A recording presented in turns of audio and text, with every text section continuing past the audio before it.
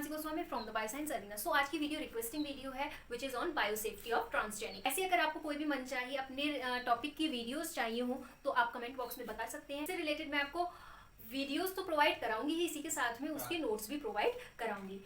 आज की वीडियो के बारे में हम सबसे पहले डिस्कस करते हैं बायोसेफ्टी ऑफ ट्रांसजेनिक। तो सबसे पहले बायोसेफ्टी का क्या मतलब होता है, जैसे कि ये दो वर्ड से मिलके बना हुआ है बायो एंड सेफ्टी। तो बायो मीन्स क्या होता है, लिविंग, और सेफ्टी मीन्स क्या होता है, किसी भी चीज को प्रिजर्व करना या फिर सेफली रखना।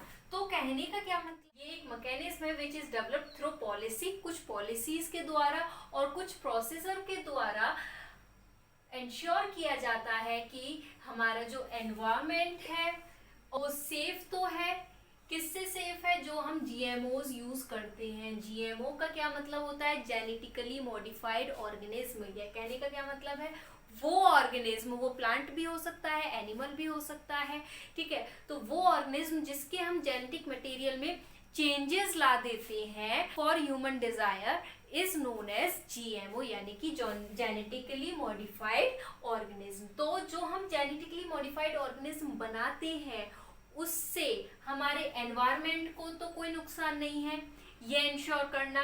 या फिर जो हम जीएमओ से रिलेटेड कोई भी एप्लीकेशन अपने लिए यूज करते हैं, ह्यूमन अपने लिए यूज करता है, तो उस एप्लीकेशन का कोई प्रभाव तो नहीं पड़ रहा है एनवायरनमेंट पे या फिर ह्यूमन की लाइफस्टाइल पे।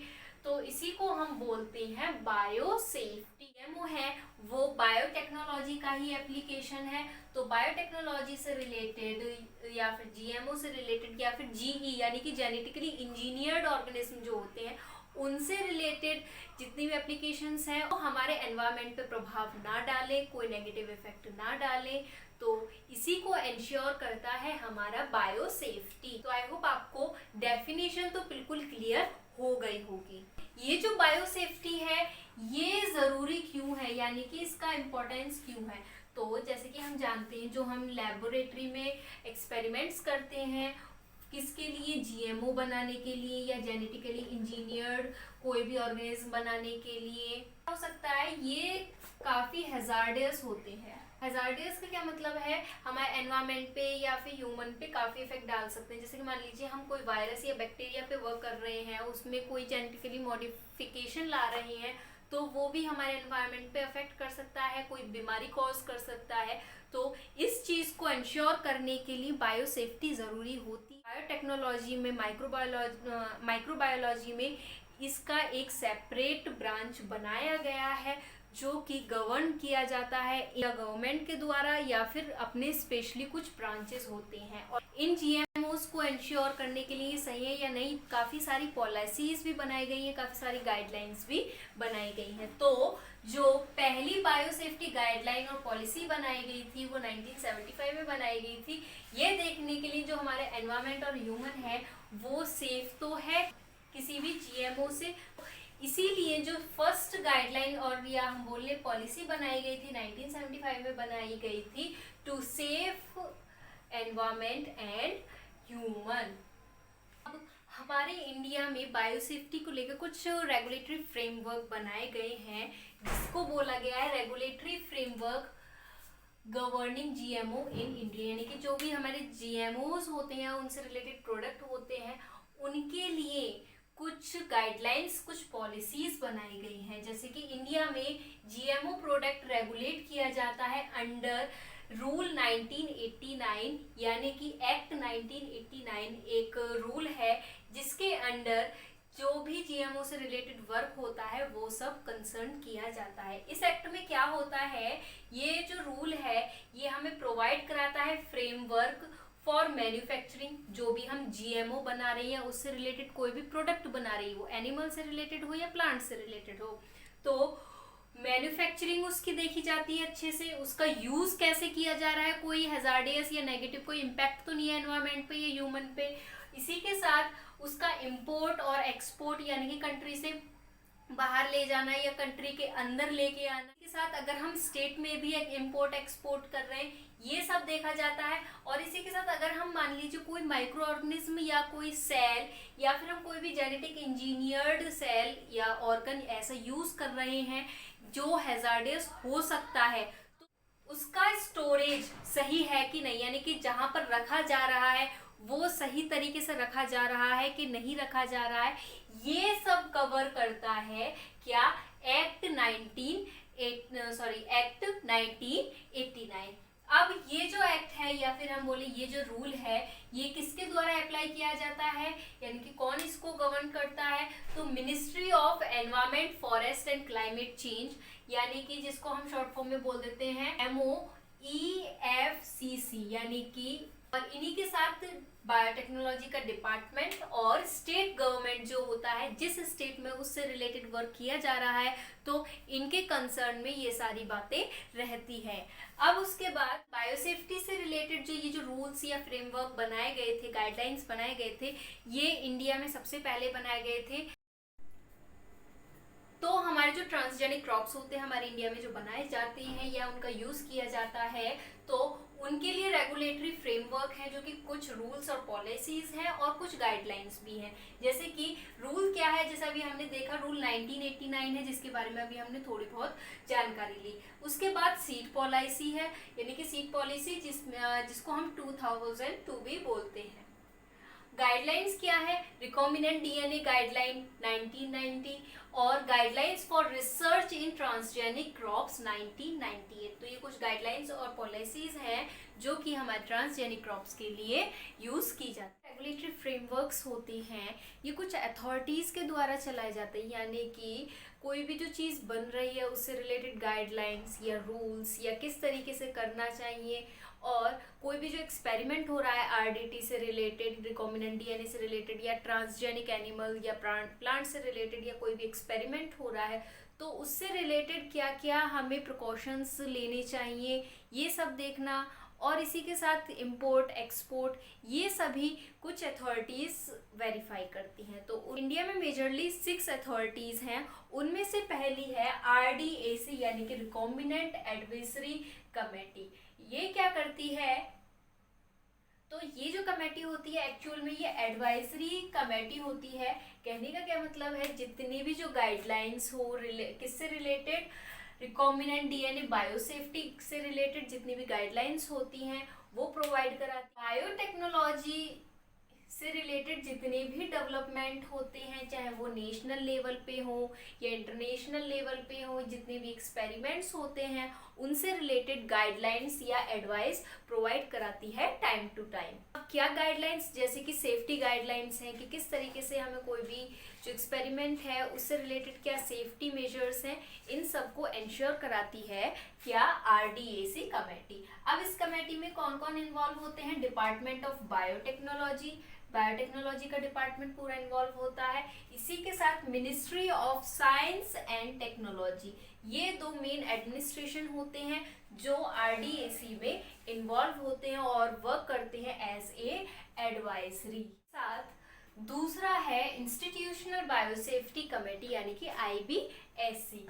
ये क्या इंश्योर करता है कि जो भी हम लैब में वर्क कर रहे हैं किसी भी इन्फेक्शियस एजेंट के साथ, वो बैक्टीरिया हो सकता है, वायरस हो सकता है, पैथोजन हो सकता है, हम इनको लैब में वर्क कर रहे हैं इनके साथ, तो सारी कंडीशन को इंश्योर करता है कि सब कुछ सही है कि नहीं लैब लेवल पे और इसी के साथ एनवायरमेंटल लेवल पे। तो यही कहता है, प्रिवेंट करता है exposure from infectious agent are used in lab, जो लैब में हम इन्फेक्शियस एजेंट यूज करते हैं। इसी के साथ ये एग्जामिन करता है कि जो भी हम एजेंट यूज कर रहे हैं उसकी टॉक्सिसिटी लेवल कैसी है, इन्फेक्शियस डोज क्या है, एनवायरमेंटल सेफ्टी है कि नहीं, कंटामिनेशन तो नहीं हो रहा है, उसकी क्वांटिटी हम कितना यूज कर रहे हैं, और इसी के साथ अगर हम उसको मेडिकल लेवल पे कर रहे हैं तो उसको इंश्योर करता है सेफ्टी है या नहीं है, इंडिविजुअल लेवल पे भी और कम्युनिटी लेवल पे भी। अब इसके साथ इंजीनियरिंग कंट्रोल, यानी कि अगर हम जेनेटिकली इंजीनियर्ड ऑर्गेनिज्म यूज कर रहे हैं, GMOs यूज कर रहे हैं,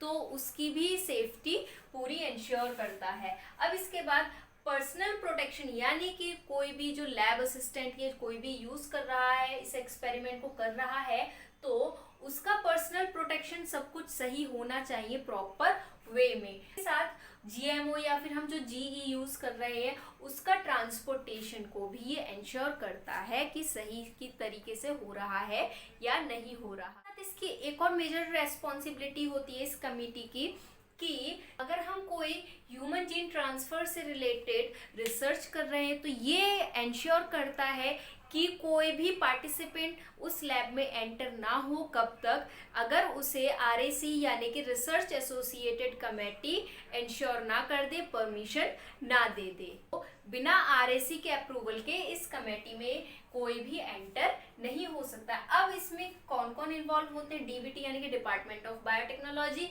बायोसेफ्टी ऑफिसर होते हैं और कुछ लैब टेक्निकल स्टाफ होता है। तो इन सबको जिनके ऑब्जर्वेशन में ये सब चीजें रहती हैं।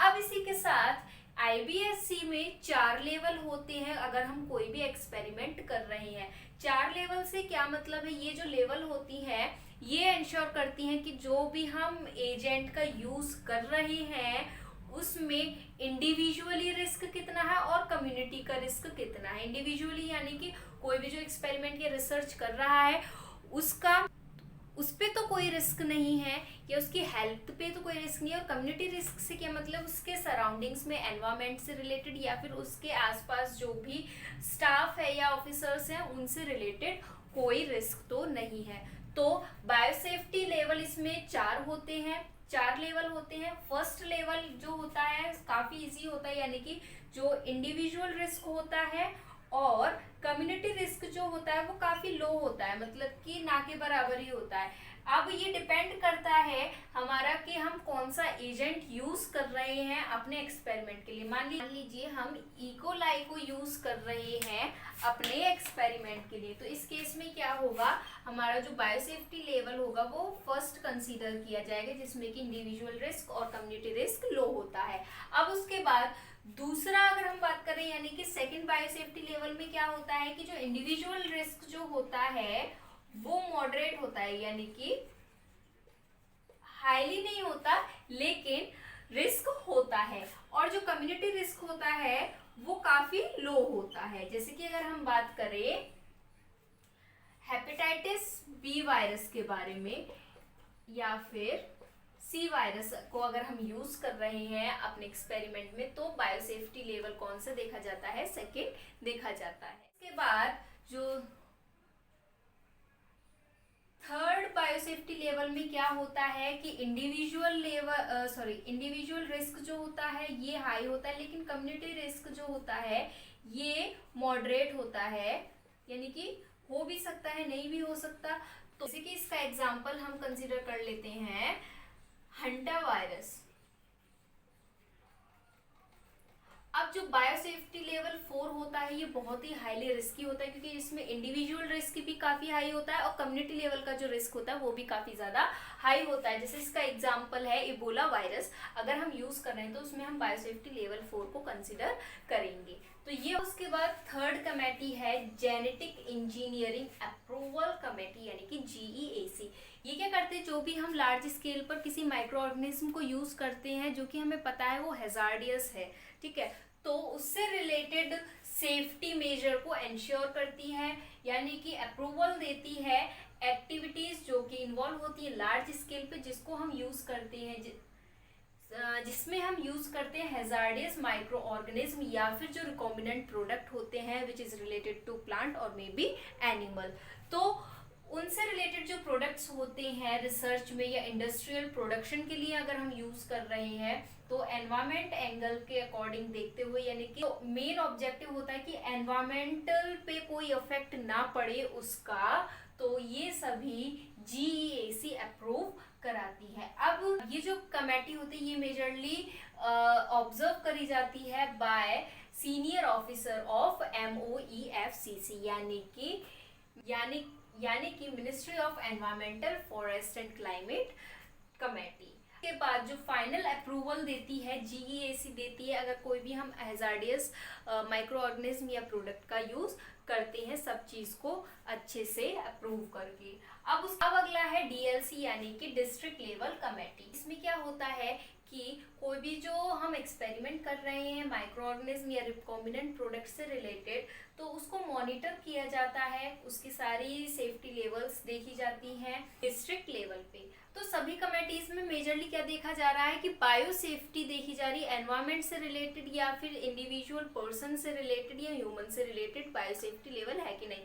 तो ये भी यही काम करती है में वो एक्सपेरिमेंट या वो जो वर्क हो रहा है, रिसर्च हो रहा है, उसकी पूरी रिपोर्ट दी जाती है एसबीसीसी, ये स्टेट लेवल पे होती है, इसके बारे में भी हम डिस्कस करेंगे। और जीईएसी यानी कि इस कमेटी को सारी इंफॉर्मेशन या जो भी रिपोर्ट होती है उस एक्सपेरिमेंट से रिलेटेड वो डीएलसी देती है जीईएसी को। ऐसी कमेटी होती है, इसके पास पावर होती है, ये कमेटी कभी भी इंस्पेक्ट कर सकती है और इसी के साथ इन्वेस्टिगेशन भी कभी भी कर सकती है किसी भी लेवल पे जाके। अगर कोई नेगेटिव इफेक्ट होता है तो वो रिपोर्ट देती है फिर वो जीईएसी को। अगर वो नेगेटिव रिपोर्ट होती है तो जीईएसी फिर उस अप्रूवल को कैंसिल कर देती है और वो एक्सपेरिमेंट या वो रिसर्च वर्क वहीं पर रुक जाता है। और अगर पॉजिटिव वर्क है यानी कि हर चीज से वाकिफ है, हर चीज अच्छे से हो रही है, तो डीएलसी पॉजिटिव रिपोर्ट देगी जीईएसी और एसबीसीसी को, जिसकी वजह से फिर वो जो एक्सपेरिमेंट है या वो जो रिसर्च वर्क है वो आगे अप्रूव फाइनली किया जाता है। तो ये मेन वर्क होता है डीएलसी का। और ये किसके द्वारा चलाया जाता है? स्टेट गवर्नमेंट के द्वारा चलाया जाता है। जिस डिस्ट्रिक्ट में वो वर्क हो रहा है तो उस डिस्ट्रिक्ट का जो स्टेट है वहां पर वो इसको सब कुछ कंफर्म कर। अब उसके बाद है एसबीसीसी यानी कि state biotechnology coordination committee.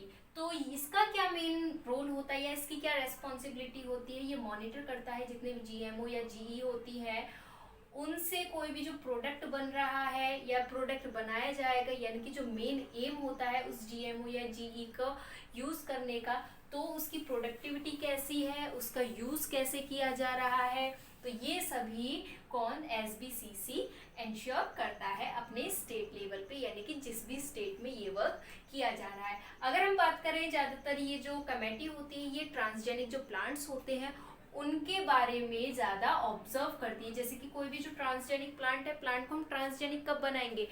Transgenic का क्या मतलब? में डिजायर्ड जीन या डीएनए को हम मैनिपुलेट कर देते हैं। तो क्यों करते हैं? या तो हमें न्यूट्रिशनल वैल्यू हाई करनी हो या प्रोडक्टिविटी हाई करनी हो। तो ये जो एसबीसीसी होता है ये ट्रांसजेनिक प्लांट में न्यूट्रिशनल वैल्यू को देखता है कि सही है कि नहीं है। हमने कोई ट्रांसजेनिक मैनिपुलेशन किया है किसी भी प्लांट में तो नेगेटिव इफेक्ट भी आ सकता है, तो उस चीज को भी ये इंश्योर करता है। इसी के साथ साथ जो प्लांट है उसकी लाइफ स्टॉक क्या है, उसकी वायबिलिटी क्या है, लाइफ स्पेन क्या है, इसको भी इंश्योर करता है, इसको भी सही से ऑब्जर्व करता है। और ये सब जो वर्क होता है ये स्टेट गवर्नमेंट के अंडर में ही होता है। जितनी भी हमने कमेटीज पढ़ी, अगर ये सभी कोई भी जो प्रोडक्ट बन रहा है उसको इंश्योर कर देती है कि बिल्कुल सही है, तो उस पे देन वर्क करा जाता है।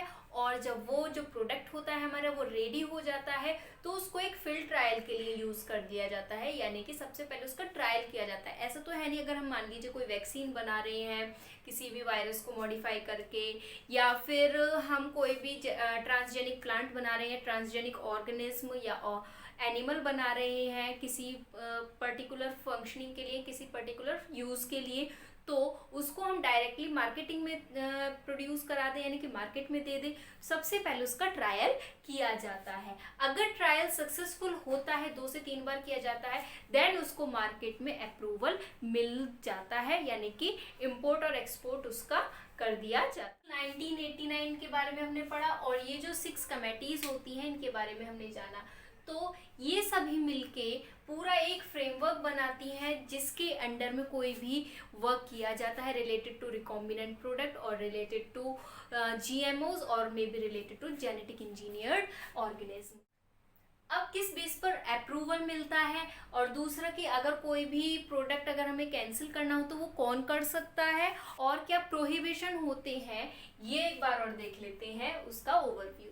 तो बिना जीईसी के अप्रूवल के कोई भी प्रोडक्ट ना ही इंपोर्ट किया जा सकता है, ना ही एक्सपोर्ट किया जा सकता है, ना ही उसकी मैन्युफैक्चरिंग शुरू हो सकती है without the approval of GEC. Second one is use of pathogenic, यानी कि अगर हम कोई पैथोजेनिक एजेंट यूज कर रहे हैं, जीएमओ यूज कर रहे हैं, या फिर कोई भी जेनेटिक मॉडिफाइड सेल या ऑर्गन अगर हम यूज कर रहे हैं किसी भी रिसर्च वर्क के लिए, तो वो सिर्फ और सिर्फ लैब में ही किया जा सकता है और लैब के एरिया में ही किया जा सकता है। उसको कहीं भी हम कैसे भी यूज नहीं कर सकते हैं, और ये भी अप्रूवल जीईसी ही देता है। अब उसके बाद अगर हम कोई भी एक्सपेरिमेंट कर रहे हैं, रिसर्च वर्क कर रहे हैं फॉर द एजुकेशनल पर्पस, तो उसका तो इसके लिए जो अप्रूवल देता है हमें आईबीएससी देता है। ठीक, अब उसके बाद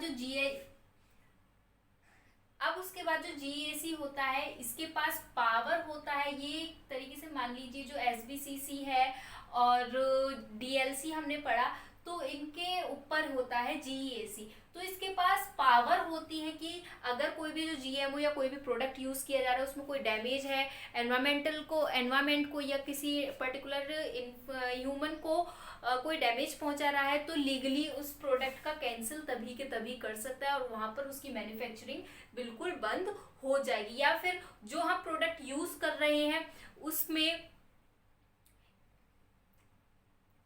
तो इस तरीके से ये पूरा फ्रेमवर्क वर्क करता है हमारे इंडिया के अकॉर्डिंग या इन लॉज और कमिटीज इनके अकॉर्डिंग। अब ऐसे तो अब जितनी भी जो ट्रांसजेनिक प्लांट्स बनते हैं, जैसे कि बीटी कॉटन है, काफ़ी नाम सुना भी होगा, 12th क्लास से ही सुनते हुए आ रहे हैं बायोलॉजी स्टूडेंट्स। तो जो बीटी कॉटन है या बीटी ब्रिंजल है या फिर बहुत सारे ऐसे प्लांट्स हैं ट्रांसजेनिक जो कि एक्सपेरिमेंटली करे गए, लेकिन इंडिया में सिर्फ और सिर्फ बीटी कॉटन को ही अप्रूवल दिया गया है फॉर कमर्शियल प्रोडक्शन, और किसी भी प्लांट को ऐसा अप्रूवल अभी तक नहीं मिला है। तो यहाँ खत्म होती है हमारी आज की वीडियो, एंड आई होप आपको ये वीडियो पसंद आई होगी और एक एक पॉइंट अच्छे से आपको क्लियर हुए होंगे। ऐसे ही और वीडियोस के लिए अगर आपने मेरा चैनल सब्सक्राइब नहीं किया है तो मेरा चैनल सब्सक्राइब करें, जिसमें कि आपको time to time biotechnology, biosafety, जिसमें कि आपको बायोटेक्नोलॉजी, माइक्रोबायोलॉजी, बायोसेफ्टी, माइक्रोबायोलॉजी या जितनी भी ब्रांचेस हैं बायोटेक्नोलॉजी से रिलेटेड, बायोलॉजी से रिलेटेड, उनसे रिलेटेड वीडियोस आपको मिलती रहे, जिसमें कि आपको नोट्स भी प्रोवाइड कराए जाएंगे। इसी के साथ अगर वीडियो आपको पसंद आई हो तो कमेंट बॉक्स में ज़रूर इसी के साथ अगर आपको वीडियो पसंद आई हो तो लाइक बटन ज़रूर दबाएं या फिर, और अगर आपको कोई भी क्वेरी इससे रिलेटेड पूछनी हो तो वो आप मुझे कमेंट बॉक्स में बता सकते हैं। अगर आपको इससे रिलेटेड कोई भी क्वेरी पूछनी हो तो वो आप मुझे कमेंट बॉक्स में बता सकते हैं और मैं उसका आंसर ज़रूर दूंगी।